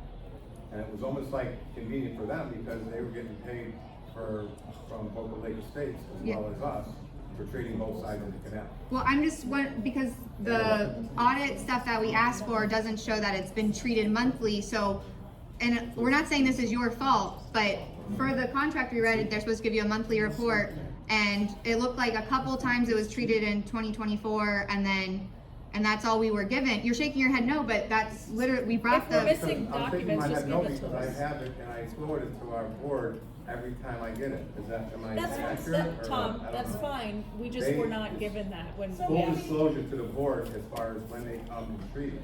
Yeah, because I'm just saying maybe they're not doing their job. Is there a way to make sure? Because what we were given shows that they have not treated monthly. And look, Well, if some. they can't access stuff because there's stuff growing over and it's all sitting. No, I don't think that. It's not that bad. Huh? It's not that bad. There's Got a plenty little of John room. boat that he goes through. No. If they can't access what's underneath all the stuff that's laying in the canal, like for instance, the trees laying in the canal, you can't access the algae that's underneath Very that. shallow, smooth, and something. You said it was very shallow. You know, I think my goal is to get everybody to clean the canal and start paying attention to the canal. Start looking I at think what's since going on. ever. But if he the treats boom- monthly. I think if the boom's not removed, it's always gonna be an issue. They're not gonna remove it. They're not gonna remove it. And if we can make sure Our he's. problem started when Lakewood took the trees down. That's when the problem started with their stuff blowing into our canal. their stuff blew in and got stuck there. We're responsible for our side of it. So it was a lot. It ran from Scott's house all the way down to my house, which was probably 9 yards long of algae. And it was thick and it was breathing. I mean, it was bad. Last year was bad. But I'm just saying, It was open. Yeah, this summer it's gonna be just as bad. if we can either find another company who has a better boat who can get back there and spray, I feel like if we do the monthly spraying and find a company who's going to do what they're being paid for and not saying, I would be happy to help you find a company who can get back, even a kayak, get back there and spray. You know what I'm saying? I'm just saying. Regardless. Yeah. We can't get back there. I'm just saying, we need to be aggressive about getting the stuff off the canal. Mhm. That would be the start. I mean, yes, we can look at other things, or, but Solitude, we're working with the best tech right now from Solitude, so. I've only been looking at the records from that. Yeah. Okay, just to suffice this, Larry just had mentioned that we're gonna. Here's, you're gonna put your number on there, you're gonna have your website. The bottom line is, if anyone has suggestions, they can get them to you. Right. If you are empowered to handle it, you get it. Right. Okay? Good. So we're ground zero with the canal, and hopefully this year being a little more proactive, we can Yeah. start making headway. I hope we do. Yeah. Well, I'm just saying for it being easiest for you is, Okay. Wait. That's what it is, so we're not having a forum on this. If you have questions, please. but it's a meeting, it is a forum. Because we haven't discussed on this. If you have a question, anyone, not just us, anybody, Can you please ask my email. question? I'll Please, provide give her the number and my concerns. email on the thing that you can put on the website. Sound good? Did you ever take charge of this? You can take- We pay them monthly to whoever spray you it and they're not spraying it. We have the I mean, record. I gotta tell you guys, I go to three board meetings a week. I have never seen this before. This is your meeting. It's not even theirs. It's yours. Because you tell them what you want them to do. And that's fine if they wanna handle it. And that's great. But I want you to understand, this is the most transparent board I have ever been at. And you think it's not, but they're listening to everything you say and doing what you want. I see that. I go to 3 other boards where the president says, no, you're not gonna speak to the end of it. And we're gonna go through our meeting, which is your meeting, not theirs, yours. And you're gonna just give a report, and the board's gonna discuss it, at the end of the meeting, they discuss it. If you wanna do it your way, I'm fine. But I'm telling you, that everyone here should understand, from my perspective, of 35 years of doing this, and going to 3 board meetings a week. This is their board meeting. And that's great. If you want that, that's great. That's what's going on. Well, that's what you do. Next time, the Tom, board that's what you do. the board will take it under advisement and we'll get back to you. Okay. We're gonna, cause we get Larry out of here, we're gonna switch over to. Yeah, he wants to be out of here. Yes. Where are we at? No, old business, old business. Okay, so we're gonna first, so everyone got the revised engineer report that was sent out, I'm assuming. We're not gonna talk about the lake tonight, but it was sent out, the revised engineer report from after talking once.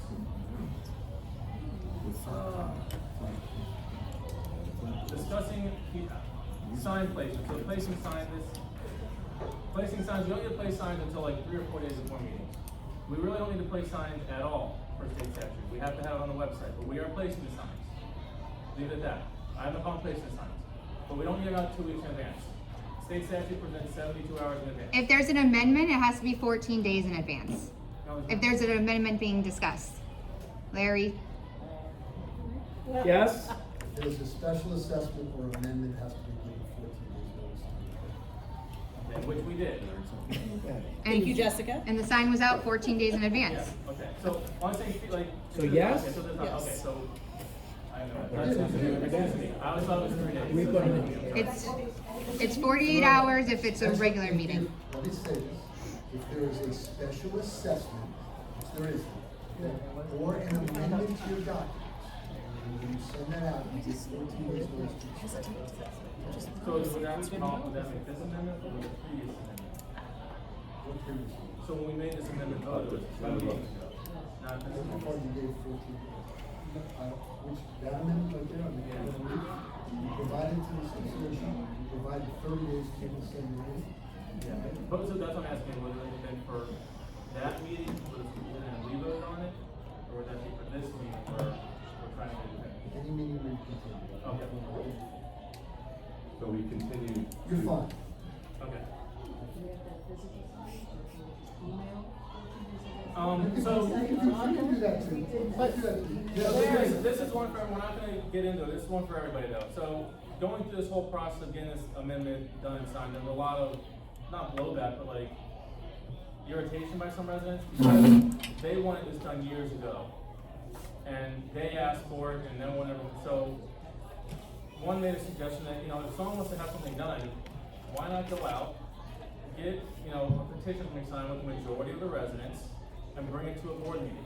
So that way we were at the number signed at that point in time, and we can create an amendment then, and you're not going back and forth. So, and I understand, I don't think it's a lot of, but I understand their frustration, but I think, being proactive. All that would do would be to force you to send the amendment out. Yeah. So if 50% of the community go to you and say, I want you to amend the documents to say, no dogs allowed, okay, on this point, right? Then you would then take it and say, okay, we'll send the amendment out to the community, email everyone, give them plenty of time, to put back in. You can do you don't have to have a meeting to do an amendment. You can do more of a meeting, as long as you provide the notice. It doesn't have to be door to door and in person. You just do that in order to get the amendment passed. I suggested DocuSign. No. Why? Because it's not, it creates all kinds of issues regarding whether you really signed it or not. Look, if it takes that much to pass the amendment, then maybe the community doesn't want it, okay? This is the bottom line. You sent this amendment out, and we talked about it, because you had a number of community members who wanted to see whether or not metal roofs would be a substitute for their roof. You sent it out. It's now up to them. It's up to everyone. If you get the votes, great. If you don't get the votes, this is what it is. The community has spoken. Okay. Next one, we received a cease and desist letter, and it's up to you guys to discuss, because they requested Tom and I resign from the board.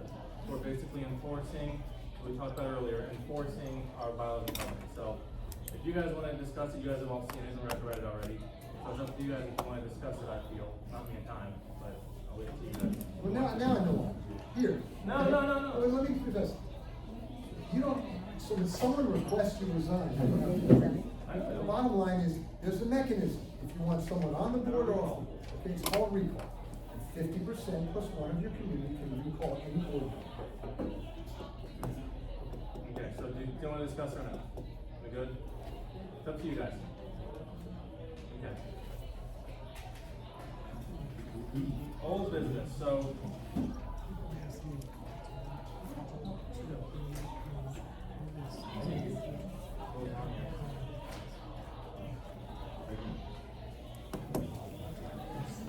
Okay. So we were talking about the metal roofs. So last thing we talked about the increase of dues. Basically going back to where they were previously, that $700 amount. I don't know why they were ever decreased. And when I was here, I was for 2 years prior to them being decreased. And now last year we lost $6,000. We got rid of the bookkeeper. I'm doing the bookkeeping now to try and save $10,000. But with all these other additional accrued costs, these numbers are going up. I don't know where that number needs to be at, but I think if we do bring them back to that 700, there's a lot of things that we can do collectively for the whole community. Not just the bookkeeping, but I mean, I'm not gonna spend my Saturdays fixing sprinklers all the time. I can tell you right now, instead of spending $500 on an irrigation guy.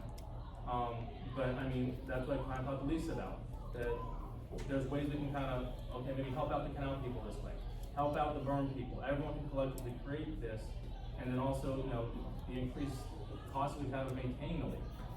All these coconuts, all this stuff happening all over the place.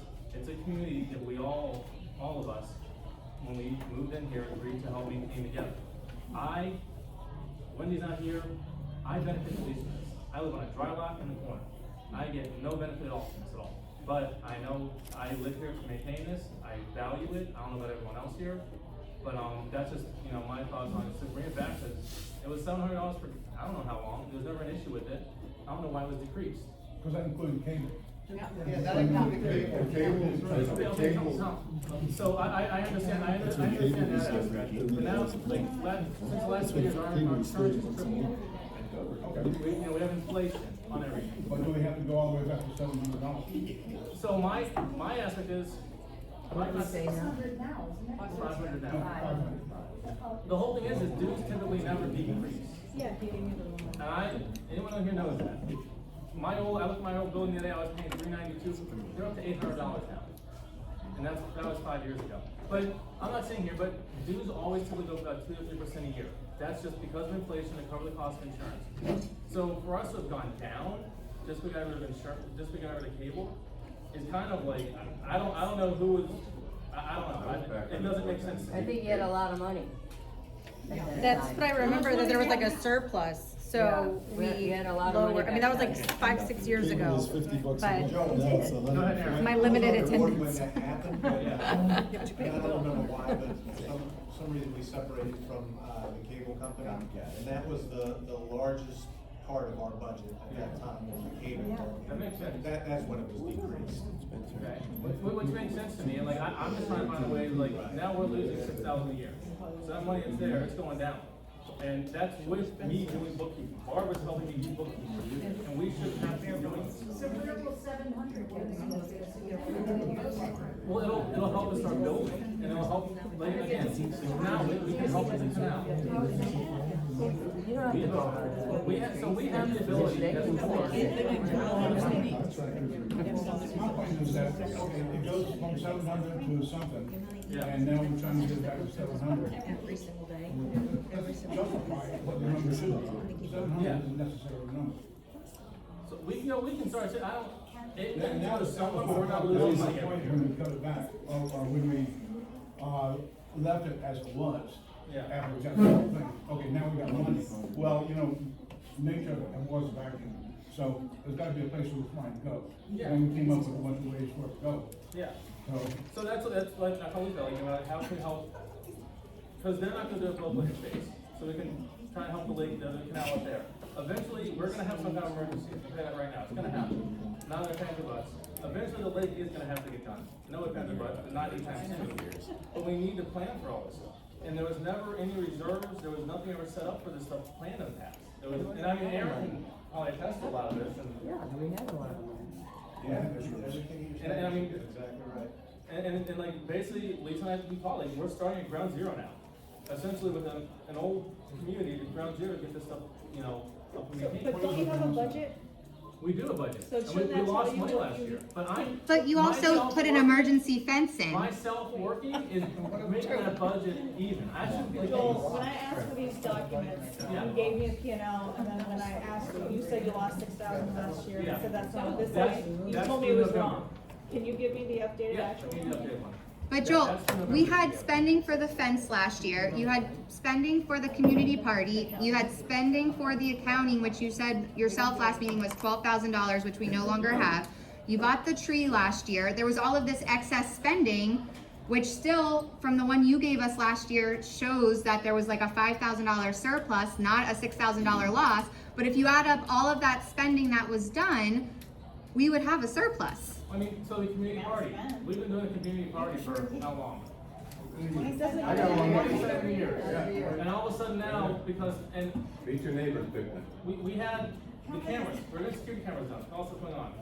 As soon as whole camera was late, I said, let's take them off the table. That was 30 grand. That's, realistically, if we were to do all the improvement plans that we had planned to do during COVID and prior, we would have zero money, probably in the negative right now. And there would be special stuff going on. And our dues would probably be closer to $1,000.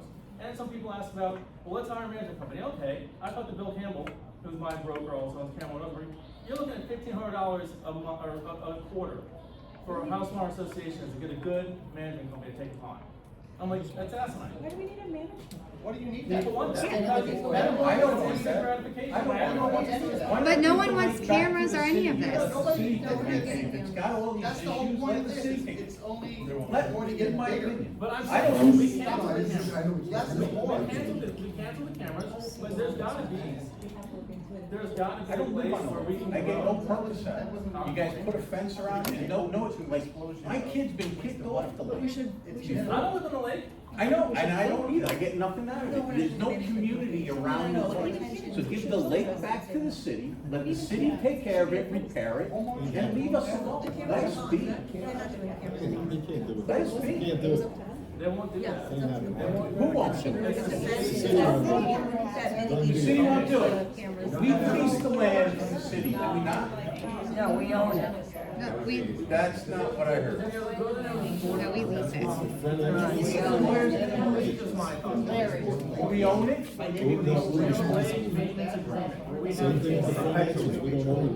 Well, they can assess us and make us pay. Which may happen. So if we got rid of the HOA, we didn't have an HOA anymore, then the city would have to take care of it, right? If the HOA was disbanded, then No, and they would assess us. I mean, I understand where you're coming from, Jim, don't get me wrong, but Well, I think it would be the 30 houses is who they would assess. Value the POA and the value of It would be the lake houses. Don't value Yeah. every house. Yeah. It wouldn't be our It houses. wouldn't be our houses. It would be the lake houses that they would Yeah, assess. that would be assessed. They There's wouldn't, no difference between your house and my house when it comes to this as far as the city. because we're in the HOA, but You we weren't in own the one, HOA. listen, you own one of 109 of that lake. And so do you, so do I, so does he. Okay. Regardless. We bought into Hidden Lake, not, we didn't buy into Hidden Swamp. We bought into a place called Hidden Lake. As a lake, you have an obligation to maintain it, pollution-free, erosion-free. You can do it. At some We're point, not talking about we're living. gonna have to do it. This is all around us, it's all encompassing the entire community. The berm, all those trees on the berm, those are not supposed to be there all, we are covenants.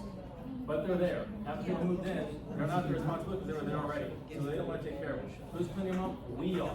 And they should be the, so either, where's that money come from? That was never part of the original budget. Same thing on the berm where you live. All those trees back there, who put all those trees back? But there's areas of costs that were never put into place when this budget was originally created. And I know it was 76 and that was never there. So now we've got to get this figured out. What do you, I'm sorry, are you talking about the Eureka palms that are, sorry. Right now, but it's not going to go anywhere. Need a microphone. We're at 54,000.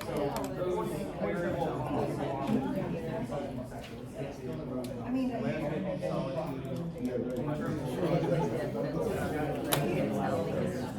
Yeah, the whole neighborhood. But we want to help. I think it's something we should start helping.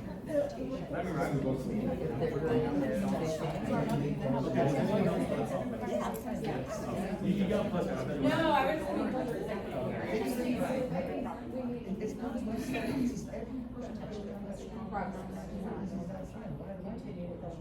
Because a lot of things have been ignored, and it's like you probably you've seen on, like, this is not gonna be better once we can't approach it on the budget. We're starting to lose money already, and like I said, I'm not gonna continue with this. But you're saying we're losing money, and you just saved us $12,000, which bravo. I'm saying bravo. But how is this? How are we losing money if we're not installing fences anymore? Like the last fence was done. We're saving 12 grand a year. Why? By getting rid of this said we had a surplus of 5,000. So why can't we just take the accounting money we've saved and put that towards the lake without raising our dues? That's not an aggressive or hostile question. It's logical. If we saved the money from accounting, we start a lake fund and start putting that 10,000. I'm not doing the accounting. I want to stop my family. I want to spend time traveling with my family and do this with my kids. I'm not doing that. I'm already because I'm getting emotional. I'm getting pissed. I'll be honest. Then you don't, okay, but Joel, you chose to be president. You ran for this spot. But doesn't mean that you have to do the building, it's too much. I agree with you, Joel, it's way too much of an undertaking, I wouldn't do it.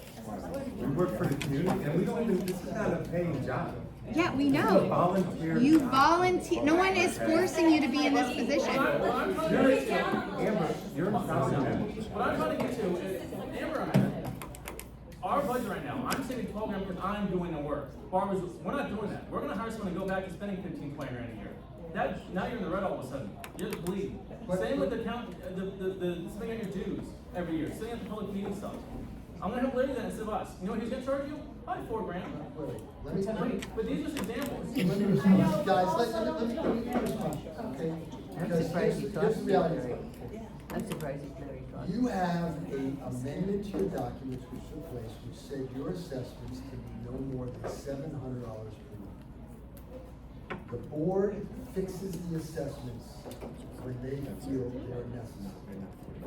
They can never be $701 a year, they can only be 700 or less. You pick a number between 0 and 700. You do that every year when a budget comes out. There is nothing stopping you from doing it in the middle of the year if you have a deficit. But you as a board, decide that and determine. You can take opinions from the members, they are entitled to their opinions. Can I say something? If No, someone here I'm in the wants to middle do of the sentence. job, then. Ma'am, I'm in the middle of the sentence. Sorry. Okay, so what I'm saying is, in order to do that, and this gentleman says it's between what number is it, between 5 and 7? You as a board have to come to grips on what you think you need, whether you do it now, or whether you do, when's your next budget coming out? February, okay, whenever you want, okay? You as a board decide that, and by 4 members of your 7, you decide what the budget is, and they live with it, or they call you, or they do whatever they wanna do. But that's the reality. So if you're treasurer, you're the treasurer too, right? Okay, the treasurer has to give you his description of what he thinks he needs to have a balanced budget, or whether or not you think you need a little bit of surplus to handle emergencies, he said, and you decide that. We're talking about $200 a year, and I'm not saying it's not insignificant to some, it is, but I'm just telling you, you guys have to decide, not the members, on what you wanna do in regards to your budget and how you do it. If you don't have enough information, ask for it again. If I could say something, I'm the former treasurer. It's a big job and I didn't even do half of what Joel is doing. So if anybody here wants to volunteer to do that, or you have to hire someone, and even when we had the account, I had to double check all her work because she constantly made mistakes. So it's a huge job. It takes away from time with your friends, your family, your job, everything. So if somebody else wants to help out, then you could add a member and get help. Otherwise, it's gotta be paid for, because it's not fair to these people, because I was on the board. I know how many texts, emails, and everything that goes through with them every single week. It's exorbitant. It's not fair. So I don't blame you, Joel, if you wanna hire someone to take that place. I feel bad I left you with that burden, but it was too much to do, I was so. the original treasurer, and I didn't spend that much time on text and emails because 1982 we didn't have. Not like that. You can do it again. What were assessments in 1982? 150 for 150, 6 months. So 300. 300 a year. So from 1982 to 2005. Not bad, right? Not bad. I agree with you. Don't misunderstand that. My only point was, don't just throw in a number and say that's what it should be. 100% Put a budget behind it. Diligence. You're 100% put them up to 700. You're 100% correct. And we used to get by on a wing and a prayer.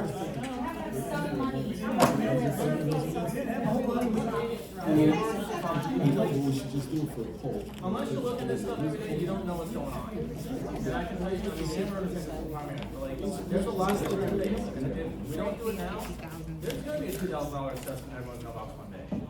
And a lot of people can't afford that. They can afford $16 a month, but they can't afford $2,000. So everyone wants bad guys. We're the bad guys, but we make those decisions to help maintain things. Period. If everyone wants to dog me, that's fine. Are you recommending a motion by the board? I'm gonna do it now, I'm not gonna make them be the bad guys, because we're gonna dog them. So any Facebook posts, put my name on them, please. I'm gonna make a motion right now to increase it to 700. Why? No. No. Yes. There's no. Can I at least see the P and L? It's accurate before you do something. What we will do is, we'll go through it, we can always change this motion, bring it back down after I build the budget. But I wanna do it now to try and start figuring this out, this plan. And I'm over trying to pinch pennies. I would love to hire someone to part-time to start doing the accounting work. So I'm gonna make a motion to raise their dues to $700 a year. I mean, they were there for, what, 10 years already, but now, why, I don't understand why you wanna complain. I don't get it. Just because you moved in the neighborhood. That's not a valid reason to raise dues. They were there before. Inflation happened. Show me the numbers. People need to replace all the free jobs that they're Insurance, tires, everything, you know? All right, then you got. $58 a month, 70. It's really cheap.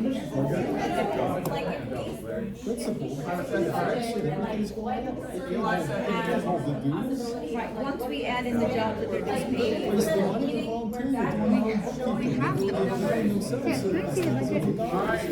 Joel, if you wanna make the motion, see if you can get a second, and if there's any discussion between the board, have to discuss it, if not, then vote. It's not up to the residents. It's up to the board.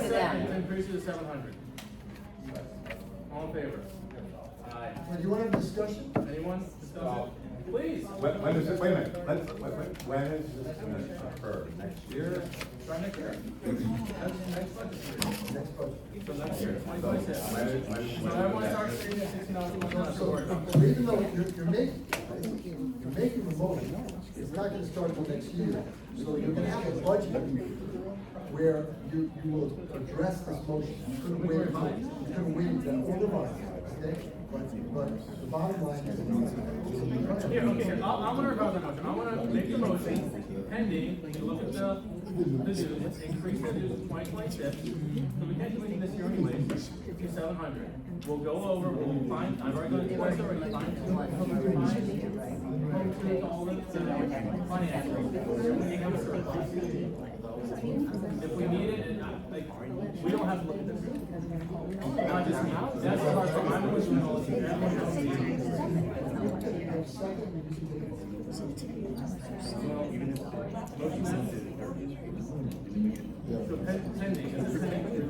The motion is that you're going to explore moving the school. Moving the study to 7.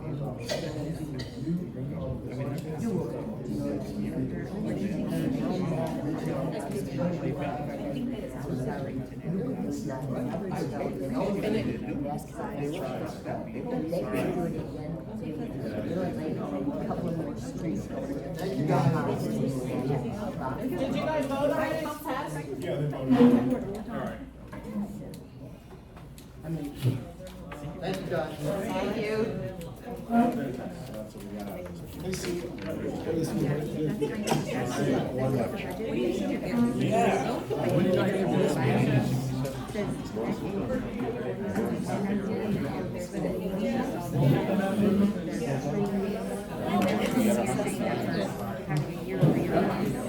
That's a big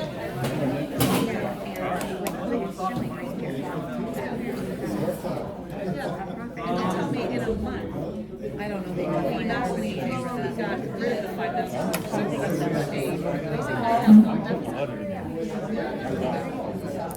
I don't want to meet you. I don't want to pay for other people to manage other people's property, especially when I get nothing out of it. I get zero. You get zero.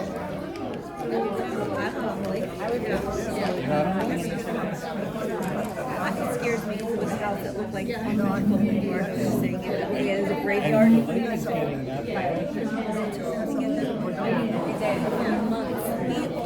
Separately, every board member, we call every single person. Yeah, me too.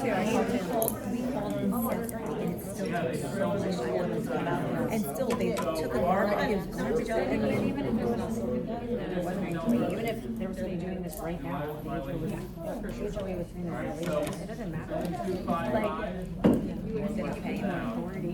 Has a trailer stored outside on the front. It's been there for about a month and a half.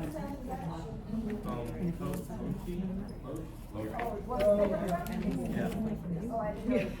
There's lots of business across. I just don't know the truck.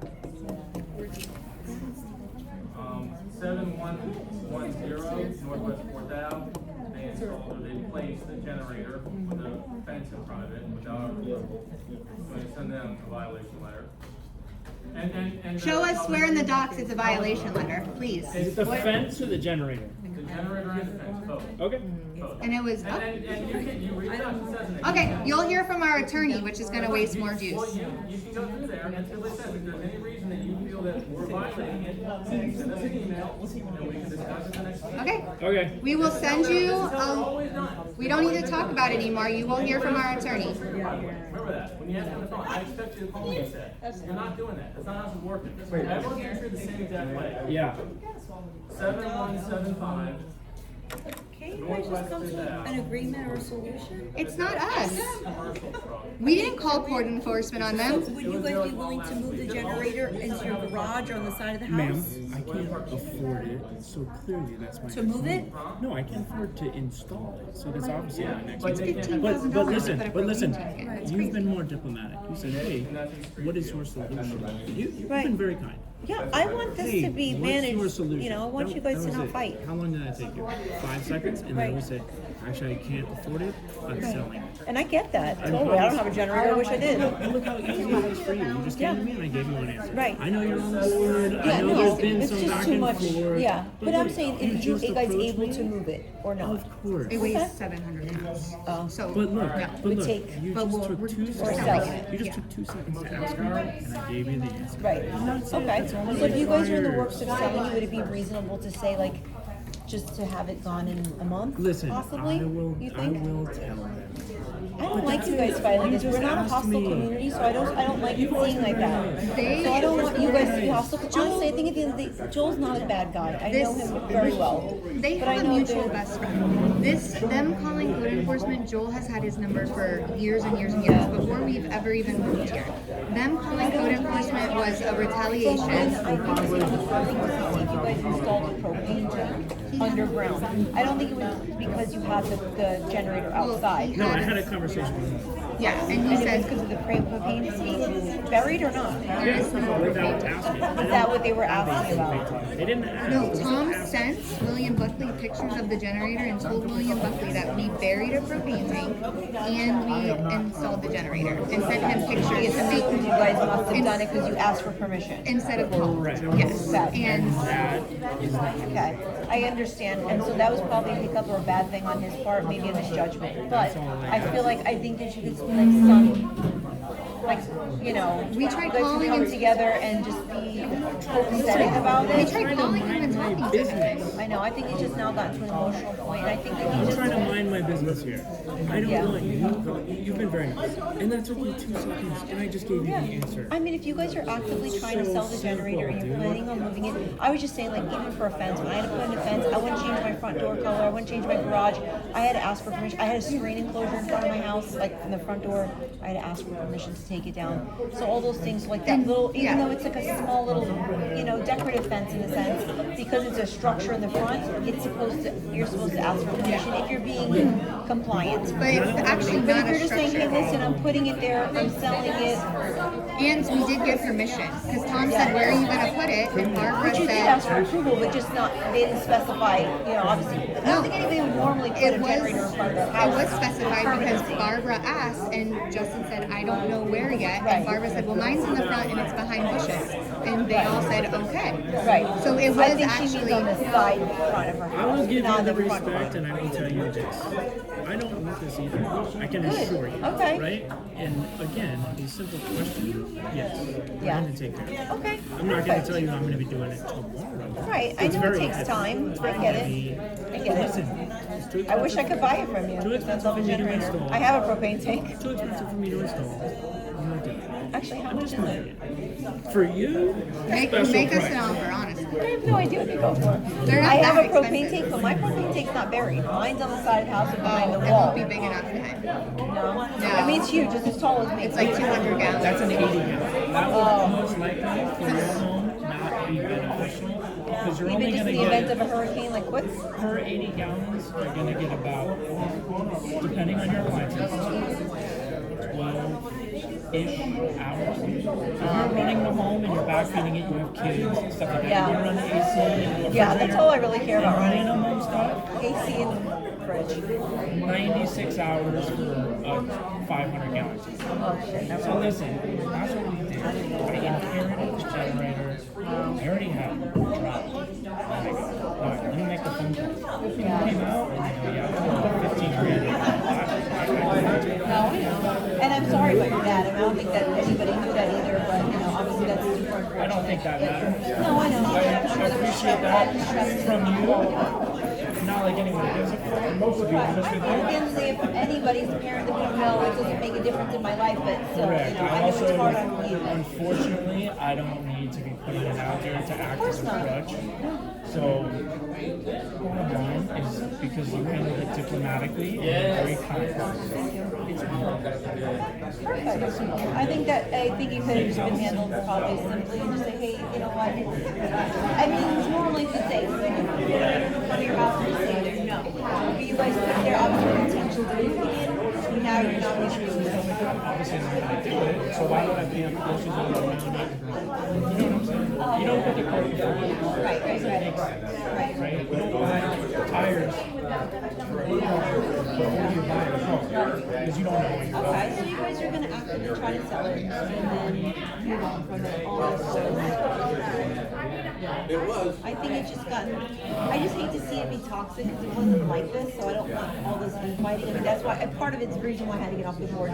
Plus, I just didn't have the time to dedicate anymore. I was on the So board much too, work. with her. Yes, we work together. I don't blame you. It's a lot of and work. God bless you for doing it, to be honest with you. It's a big Listen, undertaking. it's not something I wanna do. I work, I got suckered into it. I I work didn't too realize how much, much I was taking. and I have too many other things, so thank you Yeah. for both doing it, I will tell you I think my that. heart just bleeds for them because I know what it takes to do this job.